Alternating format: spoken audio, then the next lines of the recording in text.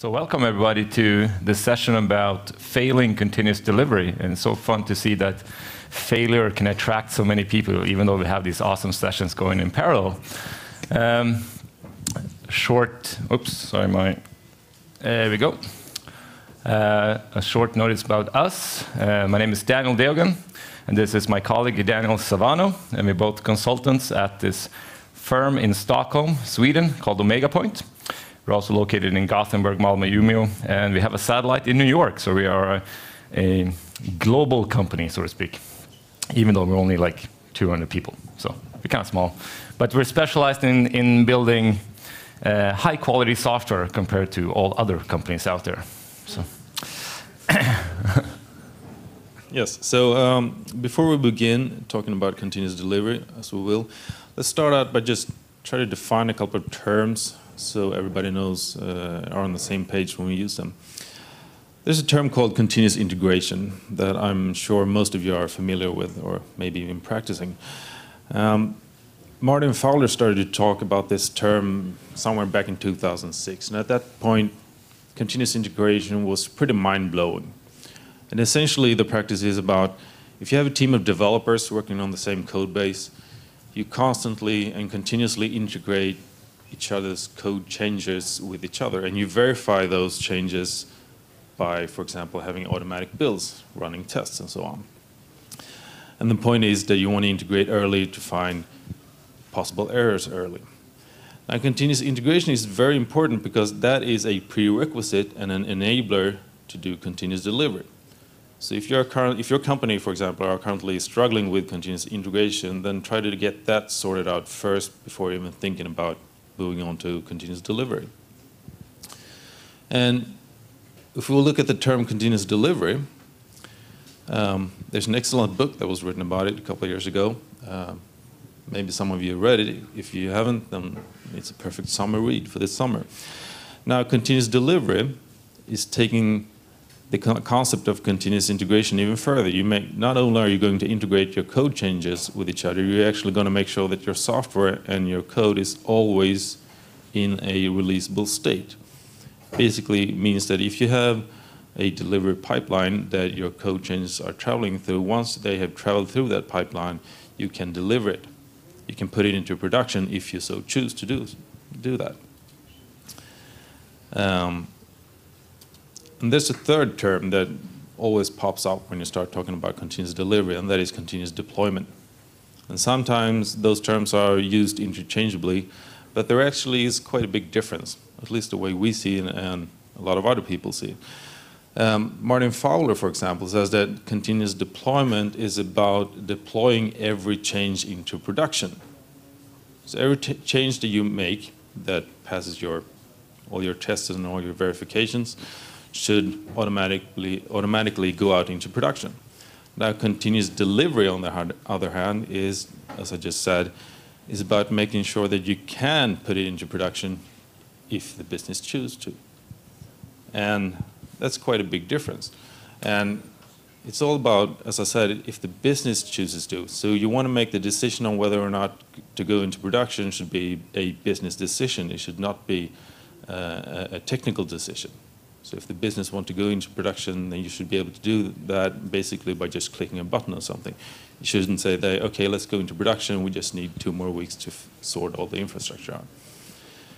And it's also important because sometimes when someone will say that we can't do continuous delivery because in our industry, for example, your software needs to be certified, let's say the gaming industry.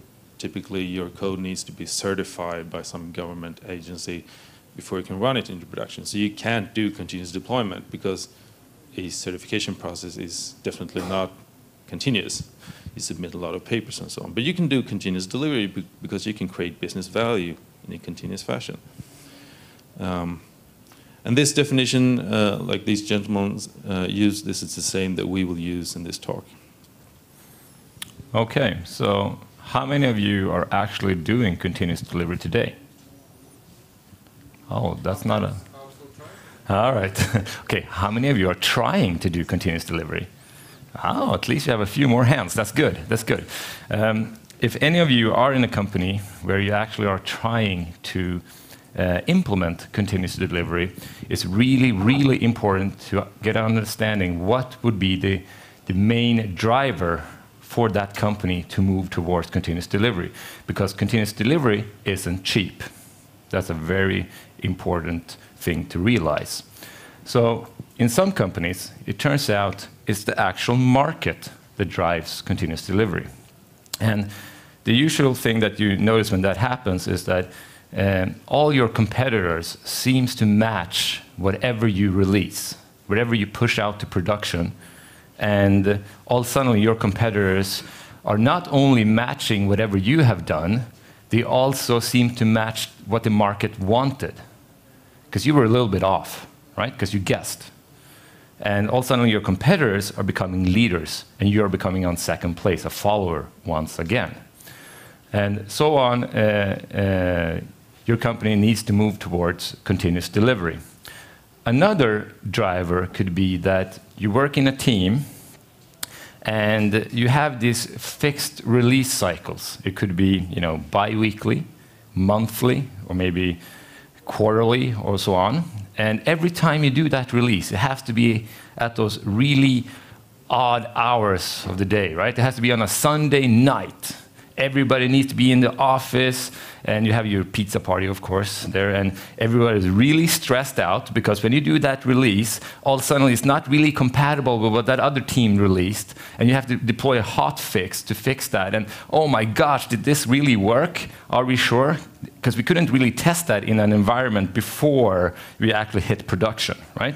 So everybody is really stressed out, and we as developers tend not to like that. We don't want to be in that particular situation. So it could be the actual team that drives continuous delivery, because they don't want to do releases at 12 o'clock at night on a Sunday. They rather do them at 9 o'clock on a Monday, because then everybody else is in the office and you can all sort things out. Another driver could be the IT department themselves.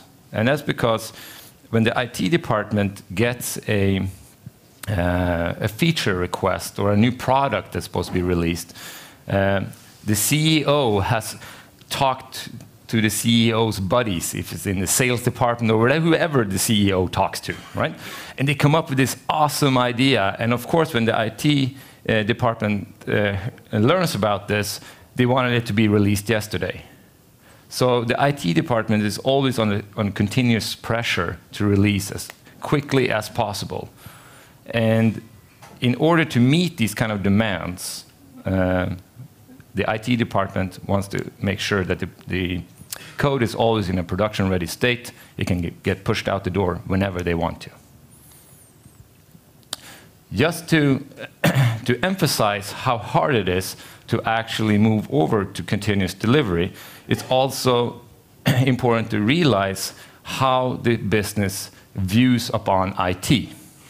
If you're in a business where IT is the actual core domain, then this is a no-brainer. Everybody else knows that moving towards continuous delivery is the way to go.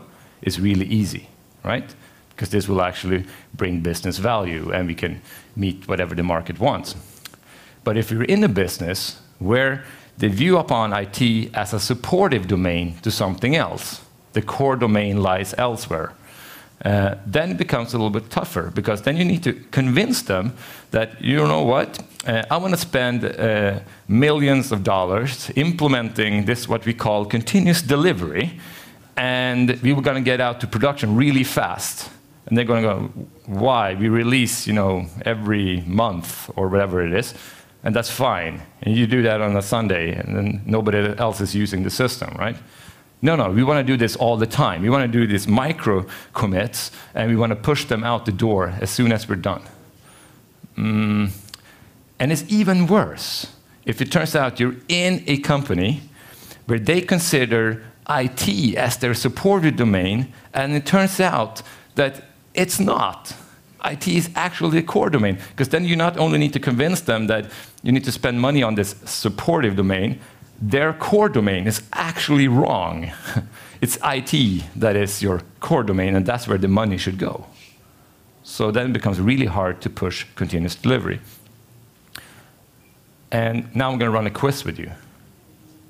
So let's see what you think. How many of you think that Google thinks IT is their core domain? Hands up. Okay, quite a few. How many of you think it's supportive? Interesting. Okay. Another one. Twitter, core. A few. Supportive. Okay, those were the easy ones. Let's pick a harder one. This one. Is IT core domain? What about supportive? Okay. Bank of America, let's say banks per se. Do you think they think of IT as their core business? One, two. That's funny. At least in Sweden, it turns out that everything you do and interact with banks is usually over the internet. You have apps, you have everything. So IT should be their core domain. But as you all basically thought in here, it's what they think of supportive. So how do you push continuous delivery in these kind of organizations? It becomes very, very difficult. So now that you start to understand that depending on what type of organization you have and how you view your core domain, when you're trying to move towards continuous delivery, you might run into a couple of different types of challenges. And we're going to look at some of those challenges in this presentation, and we're mainly going to look at them from two main perspectives. One being the business and the management perspective, and the other one being the IT and the software side of things. And when Daniel and I have been out helping companies implementing continuous delivery, we've seen that there are a couple of challenges and problems that seem to occur in seemingly different companies, and we're starting to see similarities. And the way we've seen it is that these common challenges tend to have common causes, and they tend to be caused by either an organizational structure, the processes within the companies or organizations, or the actual people that makes up the company. And because of these causes, sometimes when you're dealing with these issues, and you have to deal with them because you're trying to implement continuous delivery, it sometimes feels that you are talking about the elephant in the room. It can be a little bit uncomfortable. But if you are aware of these challenges, then you can come into those challenges prepared and be ready for when you have to deal with them, because you need to sort them out if they are posing if they're preventing you to move towards continuous delivery. So for example, let's say that your current organization is not designed to continuously produce business value. That is very common. So it's not a lean organization, you could call it that. For example, let's say you're producing a software product, an IT product. Now typically, when you're developing software, you tend to have these phases. You have a business idea of some sort of a feature or a new product. You design it, you put a little bit of design into it, you develop it, you write the code and so on. You want to test it to verify that it works. And then you put it into production, and eventually your customers will get access to it. And this is typically how it flows, and it doesn't matter if you're working in an agile environment or a more sequential process. These stages occurs. And that's pretty normal. The problem is if your organization is divided, where each step in this process or flow is handled by different parts of the organization, and those are maybe the business side is sitting on floor 5, and the development is on floor 2, and it's starting to get difficulties to communicate with each other. Now, that tends to mean that each step, when you're passing on from the business idea to the design step, for example, it's cumbersome. It requires communication. Maybe you need to write a lot of documentation and so on. And because it is cumbersome, you kind of want to avoid it. So that means that your business idea, the people working on the idea, they want to complete the idea to 100% before they pass it on to design, because they know it's hard to pass it on, and because they know that once you pass it on, you're never going to get a second chance to change anything. And the same goes for the design. They try to polish the UI, for example, and they want to create the most beautiful UI the world has ever seen. And then they pass it on to the developers, and they know that they're just going to get one shot on developing this, so they're going to develop the most scalable, most perfect application that is built for world domination and so on. So it makes the process very slow. So you're not able to continuously produce business value. And the organization is preventing you from doing that. Another example, let's just, for example, look at just the IT part of a company. It's very common to see in organizations that you have different departments within IT. Maybe you have a development department that are in charge of developing software. You have another department who are in charge of running the products in production. You have a different department who is responsible for the infrastructure, for the networks and servers and so on. If you have different departments, you can almost guarantee that those departments will have different budgets.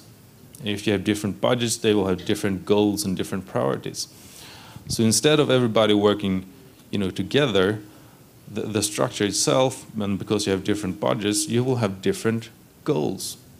So maybe, for example, the developers in the developer department realize that, okay, we're going to move towards continuous delivery, so one thing that we want to be able to do is just spin up a lot of service instances, because one step in our pipeline is to test the entire ecosystem, and then when we're done, we want to kill all the instances. We want some sort of self-provisioning, maybe a cloud environment. So they go to the infrastructure department and say, hey, we want self-provisioning. Maybe we want Cloud Foundry or whatever. And they say, well, that's nice. We would like to have that too, but it's not our top priority. We have another priority. We need to, buy new load balancers. So you're not going to get your self-provisioning. And then you end up with this catch-22 situation where you are unable to get anywhere. And it's all caused because of the organizational structure. And it's only by rearranging that and working towards one common goal that you can actually be really successful and get the full benefits from continuous delivery. There's a term called Conways Law. Back in, I believe it was 1967, a guy called Mel Conway wrote a paper, and he said that organizations which design systems are constrained to produce designs which are copies of the communication structures of these organizations. Okay? And a couple of years later, in 1975, this guy called Fred Brooks wrote a book called The Mythical Man-Month. You might have read it. It's a very good read. Now, he took that statement and he dubbed it Conway's Law. And what Conway was talking about was IT design, the architecture of IT systems, and that the architecture that you can create will be limited by the organizational structure. And we believe that you can take the exact same concept and apply it on how well you can produce business value continuously, which is what you're doing in a continuous delivery. So if we rephrase this and look at business value, you could say that organizations which design IT products or software are constrained to produce business value at a rate limited by your organizational structure. As we just saw, your structure can limit how fast or how continuously you can get business value or working software out the door. There's another term called an inverse Conway maneuver. And ThoughtWorks, for example, have had it on their technology radar for a while, which basically says that the maneuver is about evolving your team and organizational structure to promote your desired IT architecture.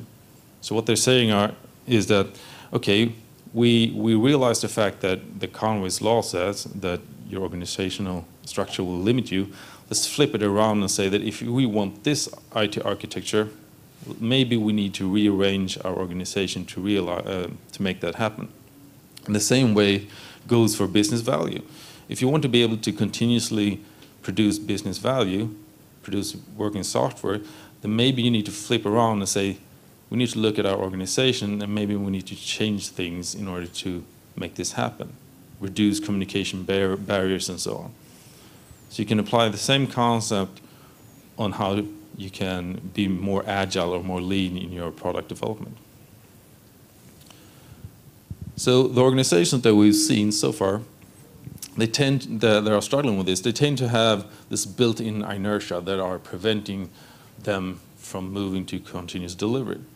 And the thing is, if you're not getting everybody or all the parts in your organization on the train, on the bandwagon towards continuous delivery, then you are not going to, as a whole, you are not going to be able to successfully implement continuous delivery. So everyone needs to be aware of that. You need to be willing to change if you as a company is serious about continuous delivery. You need to be prepared to start to think a little bit different than you might have previously done. And this is especially true if traditionally IT has not been a core domain in your business. Wow. So I hope you guys let that sink in a little bit, because that really means that there's a need for a cultural shift in an organization in order to adapt continuous delivery. I mean, that's a huge thing. We've seen a similar thing when it comes to, well, what kind of process are you thinking of when you see this? Well, waterfall, right? And then we have this agile movement, right? And that was big back, 10 years ago when the agile started to evolve. And now a lot of companies are claiming they're agile, right? They're having this agile processes. At least I've been in projects where it turns out that they claim they're agile, and that's because they have a stand-up in the morning. And well, then you start realizing they're not agile at all. Or you're in a project where the entire department, the IT department themselves, have become agile. They're really doing it by the book and by all sort of means. But it turns out that the organization as a whole is not agile. So they're sort of doing agile undercover, right? They have their Gantt charts or whatever they do, and they have their milestones in there, and you're doing agile. Sure, you do your iterative process down there, and as long as we get everything that we want at this time. So at least when you have an organization that realizes that we need to do this cultural shift, and we need to move towards continuous delivery. And at least they have this notion about it that they're not going to try to work against continuous delivery. So they try to promote it. Then you need to start looking at the actual processes, because after a while you start realizing that, wow, these processes that we have in place are not working towards continuous delivery. They're sort of making us implicitly getting these obstacles, and it prevents us from actually delivering software continuously and rapidly, right?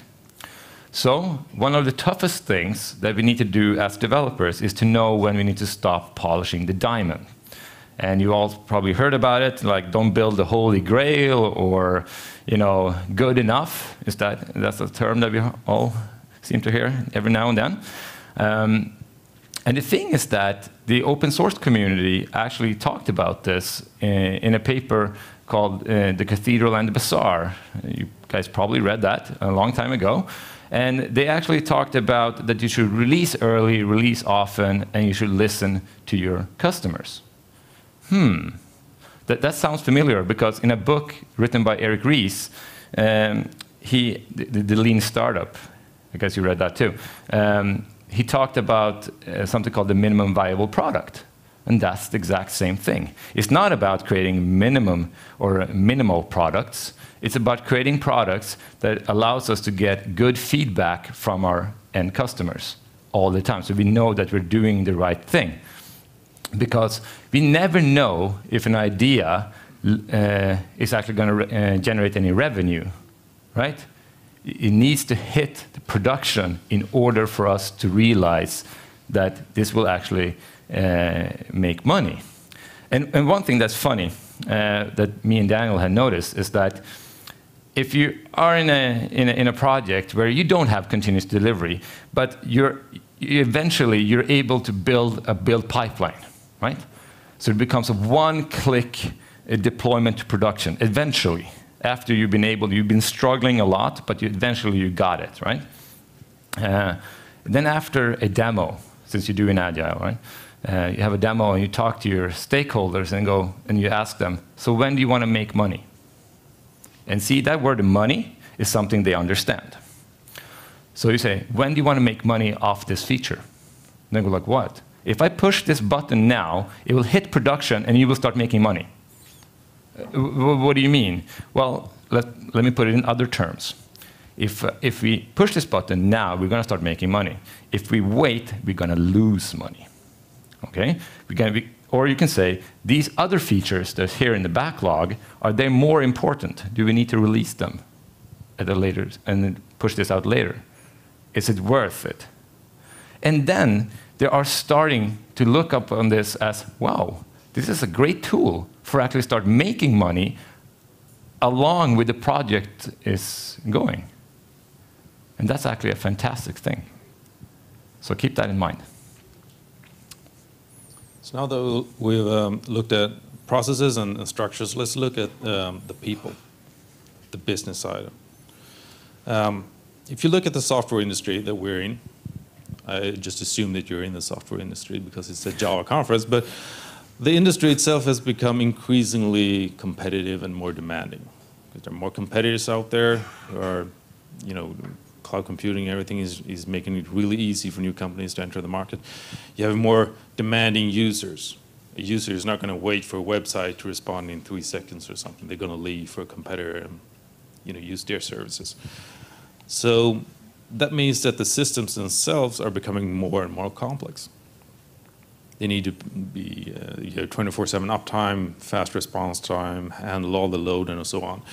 And this might sound like a pure technical problem. It's an IT problem. Just get good developers, good architectures, and solve the problem. The thing is, as the systems themselves get more complex, trying to manage the process of developing the software of the product is getting more complex too.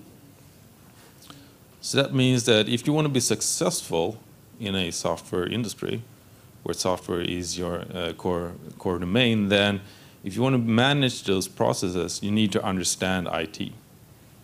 Basically, you need an IT management. And what do we mean by IT management? Well, let's say IT is your core domain, then IT is your business, and business is IT. It's a no-brainer. But if it's not your core domain, or if it is your core domain but you haven't realized it yet, then that might be a problem. Because if you have management that doesn't understand IT, let's say you have a classical MBA background, then you're not going to be able to successfully run a business in the software industry. So basically, if you want to have successful management, you need to have understanding of IT, maybe you even need to have an engineering background. And this is fairly common if you look at successful companies within the software industry. A lot of management and so on, maybe C-level even, they have an engineering background because they understand the IT system. They can make the business decisions that you need to make when you're dealing with complex IT domains. That means that the management roles of the future, or maybe even today, they will need a new type of management. You need to fill those roles with different people than today. And that can be, depending on your current organization, that can be a pretty harsh awakening for the organization, and to realize that, and when you realize that you need to change things up. And as everybody knows, trying to change an organization is not an easy thing to do, but this is one of the things that you can run into, and it might be quite difficult. And the solution is, of course, dependent on your organization. I wish I had a silver bullet for that, but it can be a real harsh awakening.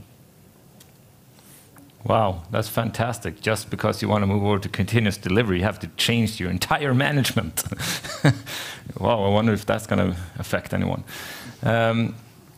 So now we covered business, processes, organization, and of course we need to start looking at ourselves. Us who can actually read the matrix, right? We have to look deeply at ourselves, and we need to realize what kind of implications is continuous delivery going to be upon us. Well, one thing that's really important that Jess Humble and David Farley talks about in their continuous delivery book is the concept of cycle time. And the cycle time is defined this way: the time it takes from deciding to make a change, whether a bug fix or a feature, to having it available to users. And in general, that term means that it's the time from somebody comes up with an idea until it hits production. And we as software developers, we can't really, I mean, how can we affect, if the CEO, somebody else, BI or whatever, whoever it is, we can't affect the cycle time there. But what we can do is this, this part over here, where we're actually doing our development and our testing, our designs. That's the time where we can affect. Okay, so just a quick poll here. How many of you estimate that one line of code change takes less than an hour to get out to production? 1, 2, 3, 4? 4. That's good. 5 hours. Okay. What about a day? Come on, a day. That's a long time before it hits the product. A week? A month? Okay. A year? Yeah. Oh, great. Well, what you realize now is that if you're doing continuous delivery, it's going to take a long time to run through all those phases of your production cycle until it hits the users. And that's a big problem. Because there are going to be competitors out there that are going to realize this. And they are going to implement this really, really fast. So they can push out stuff out the door all the time.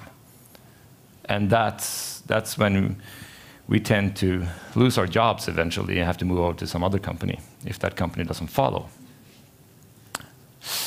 All right. So one thing that we can do within the software domain when it comes to reducing cycle time is to actually try to automate your tests. Because if you don't automate your tests, you have an army of manual testers testing for weeks, trying to find things. So that's a very easy thing to do. If you try to automate everything, then you're going to speed up your cycle time. You're going to lower it. Now, once you start doing that, and maybe some of you have done it, once you start automating things, you get a couple of side effects that you might not have thought about in the beginning. For example, let's say maintainability of a code base. After a while, you might discover that you spend more time trying to fix and maintain your test code than you do writing features. Why is that? Well, that might be because you haven't treated your tests and your test code as first-class citizens. You haven't put in as much design thought or best practices in your test code as you do in your production code. So your test will be a big ball of mud, and then you spend a lot of time fixing it. So it kind of raises the bar for what is acceptable. You need a more, professional design. You need developers to understand how to design software that can be tested and understands how to write good tests. It's not actually trivial to know how do you write, let's say you want to use a mock. Where do you cut in your tests and so on? If you're not careful, or if you're naively implementing it, you will end up with tests breaking when they shouldn't break. It becomes, for example, more important to have modularity within your code base, or maybe even between systems, because if you try to modularize your code in the sense that you're collecting the same or equal behavior in one module, it will become more easy to test. Again, good design becomes even more important than it had before. As Daniel mentioned, the concept of good enough is important, because if you just keep polishing that diamond, you're not going to get your cycle time down. And the complexity is increasing not only in the IT systems, but also the complexity increases for, let's say, business analysts and domain experts, because they who are coming up with the requirements, they now need to be able to specify requirements in a way that can be automatically verified. For example, if you are familiar with the term specification by example, for example, we really try to specify a requirement in more of a given when then format, for example. And then you can take that, and that requirements only specify one thing, so it's easy to automatically verify. So you need to change the way you write your system requirements. Wow. So that actually is going to bring in a new set of requirements on the actual developer, right? And the teams. You're going to have to be a better software engineer in order to meet the requirements by continuous delivery. And that's quite harsh, to be honest. There are going to be people that are not keeping up, and the question is, are they going to be able to work in an environment where you do continuous delivery? You have to understand the concepts of micro-commits, right? Feature toggling, all that. If you don't, you're going to get out the door. That's the elephant there, right? Nobody wants to talk about that. Another thing that comes into mind when you start saying, you know what, we have all these manual tests, just automate that, beep, is test data. We've been in organizations where, I mean, you don't have just one system that you interact with, you have a bunch of systems, and the system park is quite large. That means that that test data that's supposed to span all over that system park is going to be complex. So the question is, how do we even generate test data? One solution is, of course, to bring in production data. We've done that. But then there comes the problem of, wait a minute, we actually have sensitive stuff in here. You know, it could be, I mean, real customers, they have their social security numbers in there or whatever it is, right? So we need to clean that up. We need to replace it by something. And we can't just replace it by, you know, bogus numbers, because that will affect our sampling. That could create a bias when you're actually doing your automated test and running your scenarios. And then there comes the question of ownership. Who should actually own this? Is it a team? Is it everyone? Who should pay for it? I mean, my team is doing continuous delivery. We want to do this, and we have all this, I mean, we need all this test data, and you guys who sits over there, and you have your own budgets, of course, because the organization is that way, you have to pay for it. Right. So the problem comes that not only is it tough to generate test data, it's actually hard to get a notion who should own it. And on top of that, it comes the vast amount of test data that's needed. Because in the old organization, you had your manual testers. They created their own test data. They were, you know, pointing, clicking, and whatever they did, and they sort of owned it. Now you have a delivery pipeline. You're running thousands of tests for every push.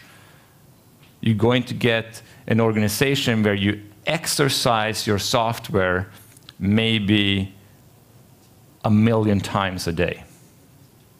All suddenly, you need massive amount of test data. See, that's a big problem. And believe it or not, it's not free. It's going to cost. So that brings us into cost versus savings. One thing you should do, which is healthy, is a risk analysis in the terms of testing. So when you start automating things, it comes with a cost. Some things might not even be worth automating because they're too complex to test. So just leave that for manual testing. That might be a wise decision. Another thing is that if you over-test a feature, it's going to cost more, obviously, but maybe you're not going to get any that significant higher confidence and prevent more bugs. You're just writing tests that might not give you a lot of kickback. And the other side of the coin is if you under-test a feature, then bugs may come into production, and then you will actually lose money. So there's a balance between cost versus savings, and you need to do some sort of risk analysis when you start to decide what should I automate and to what degree should I automate. And for example, as Daniel mentioned, test data. What type of test data might I want? Maybe I want to make automatically available. I want a customer with these properties and so on. You need to try to find a balance.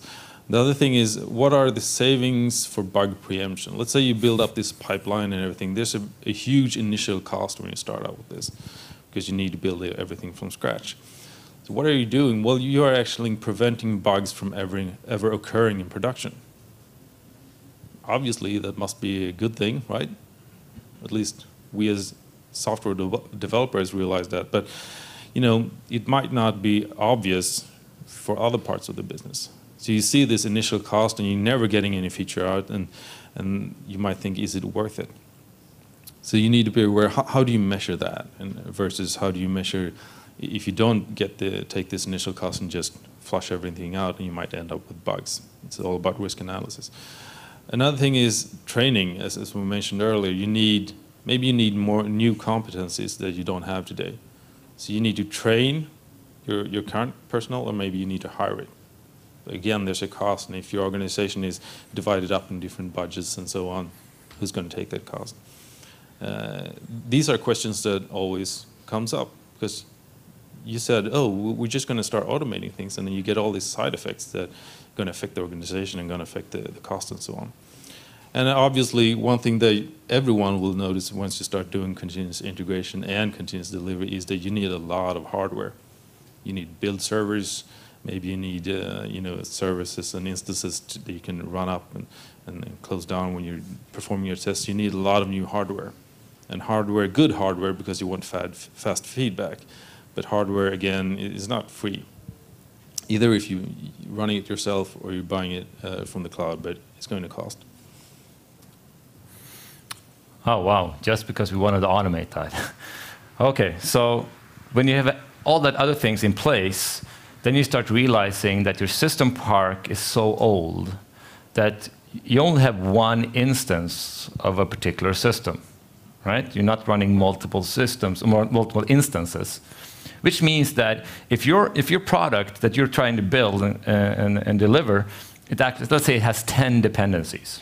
I mean, that's not that much, but let's say it's 10 dependencies.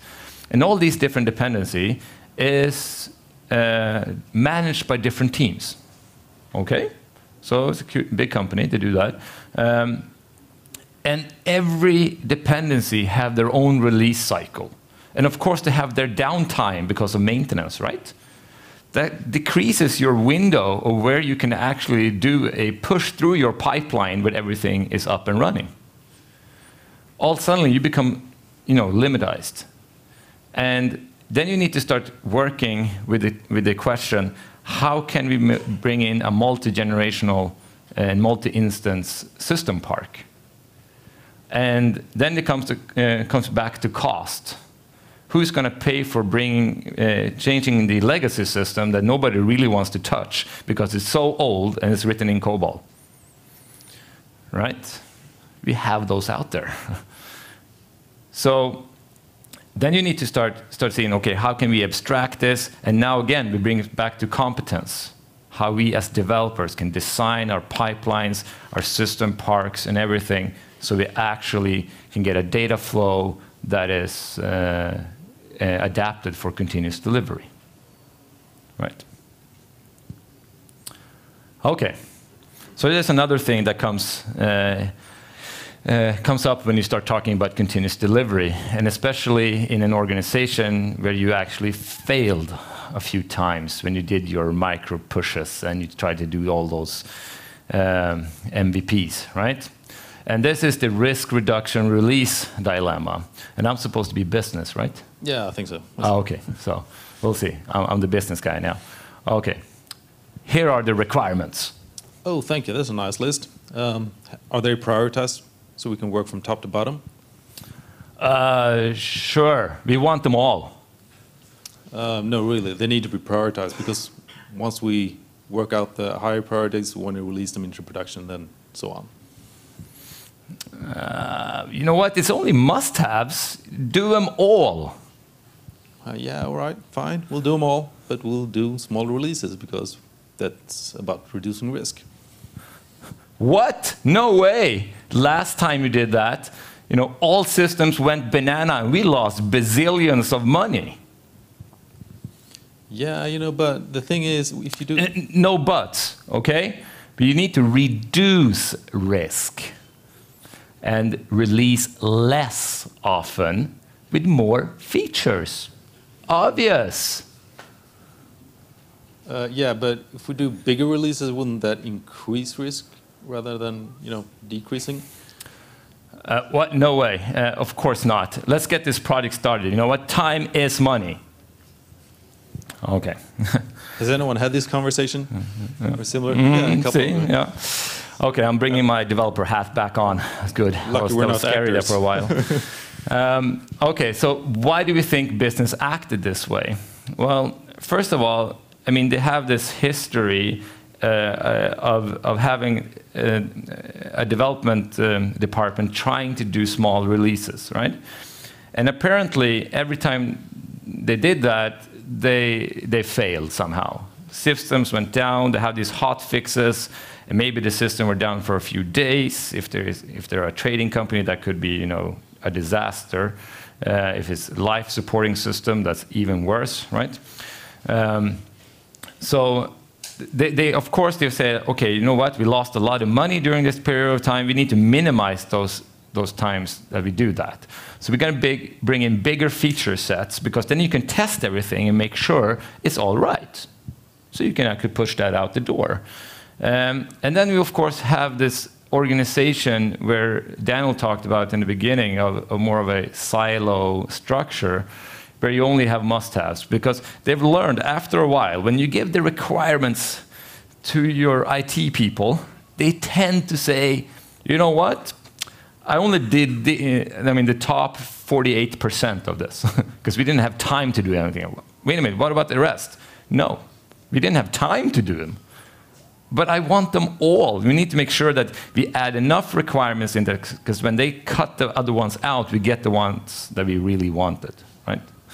Because we know us as developers, we're lazy by nature, and of course we will lie.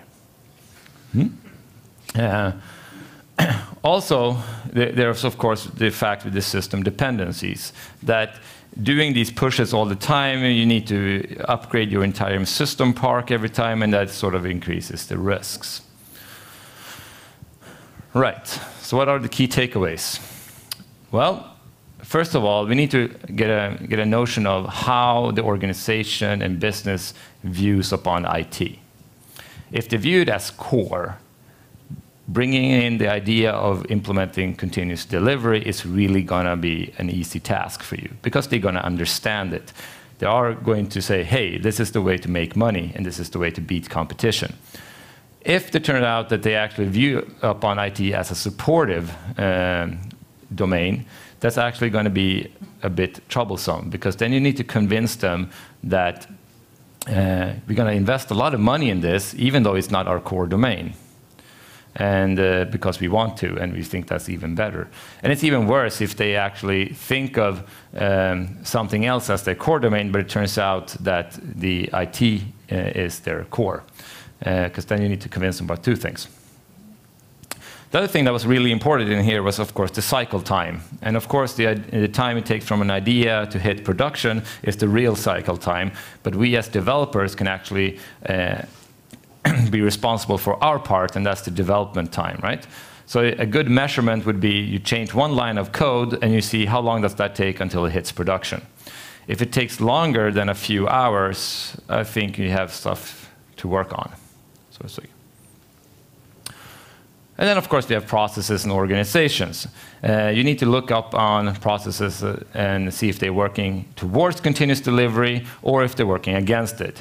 And of course, the organization itself is are we working as a cross-functional teams where we actually prevent Conways Law from happening, or are we actually an organization that doesn't deliver business value all the time? This is the toughest part, probably, the cultural shift. You come up with this great idea of moving over towards continuous delivery, but the entire company needs to understand that you need to push this stuff out the door all the time and really quickly. It needs to be in small increments. Yes, and once you start doing that, you just start to realize that you need new competences. And again, if you don't have it, you need to hire or train. Someone might say hire and fire, because you need to keep the personnel size down, but I'm not going to mention that word, even though I did. And again, you might need new management roles if you're in the software industry and IT is your core business. That can be a harsh awakening. The concept of getting something out the door as soon as you can and getting feedback on it so you can decide on whether or not you want to invest more money in building the perfect feature is very important. And this might sound easy, but it's actually very difficult, especially in existing large organization, as far as we have seen. And maybe the most important thing is, what is the company vision? If we as software developers and architects and so on get rid of the fact that we love new technology, we want to do everything that is new because it's fun and it's stimulating. If we look at it from a business perspective, maybe you're running your own company in the future or something, if IT is really not your core domain, then maybe continuous delivery is not part of your vision. And then maybe it would be the best decision would be just leave it alone. Don't invest so heavily in doing this if it's not part of your vision, and if you can't afford just doing it for fun. And maybe if you're trying to do an analysis whether or not you should go towards continuous delivery or not, the result might be that you shouldn't do this, at least not in this particular company or this market segment. And by that, we would like to wrap up. And I believe there are a couple of minutes for questions. Wow, everything was crystal clear. Yeah, that's one question. Are you actually able to do continuous delivery without continuous deployment? How do you do that? Okay, so the question was, are you able to do continuous delivery without doing continuous deployment? Is that good? Yes. Just for fun. Yeah. Not just for fun. Yeah. Well, right. As I believe I mentioned it briefly, absolutely yes is the answer. For example, a perfect example, a real example is the gaming industry, or maybe medtech, for example. You can't push new software into a let's say a pacemaker every push. You need to get, there's a manual process of some sort that prevents you doing continuous deployment. If you define continuous deployment as being a certain time frame, maybe if you deploy once a year, maybe you don't want to call it continuous deployment. But the value here would be that you can continuously deliver, software that could be released, which means that, for example, let's say you have a gaming software. You're continuously implementing new features and you deliver them, and each build could be released into production. So when the business says, well, Christmas is coming up, and that's, the peak. We're going to have a lot of customers playing our games. So we know that the certification process takes 2 weeks. So we want to send over the software to the agency, the government now. And then you can say, well, just take the latest build, and whatever we have finished in terms of feature will be good enough to pass on. So that's the value of actually doing continuous delivery, even though you can't take the technical step to actually deploying it in production automatically. So, and I think the important part here is that you have shifted the decision from the IT department to the business side. Business decides when to push out the door, not IT. So you say, hey, whenever you want to push the button, we'll push the button. And that's a fantastic feeling. And you can do that. But it requires you to work with feature toggling and a lot of automated tests. Other questions?